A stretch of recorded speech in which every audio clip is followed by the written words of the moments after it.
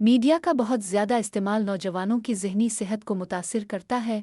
ये बात सिंगापुर में होने वाली एक तहकीक में सामने आई। इंस्टीट्यूट ऑफ मेंटल हेल्थ की तहकीक में बताया गया कि जो नौजवान रोज़ाना 3 घंटे से ज़्यादा वक्त सोशल मीडिया ऐप्स इस्तेमाल करते हुए गुजारते हैं, उनमें डिप्रेशन, एंजाइटी और तनाव जैसे मसाइल का खतरा बढ़ जाता है। तहकीक के मुताबिक ऑनलाइन तौहीन आमेज़ सलूक का सामना होने और जिस्मानी साख्त के हवाले से तशवीश भी डिप्रेशन और एंजाइटी जैसे अमराज का खतरा बढ़ाती है।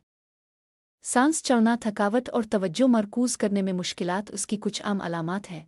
हर 7 में से एक फ़र्द ने डिप्रेशन की संगीन अलामात को रिपोर्ट किया।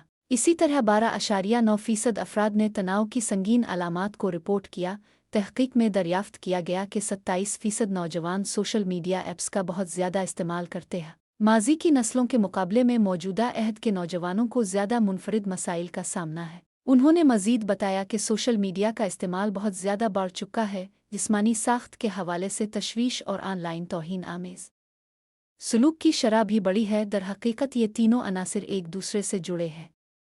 उनका कहना था कि हमारी तहकीक से साबित होता है कि सोशल मीडिया का बहुत ज़्यादा इस्तेमाल अवामी सेहत के लिए ख़तरा है और उससे नौजवानों की ज़हनी सेहत पर बहुत ज़्यादा मनफी असरात मुरतब हो रहे हैं।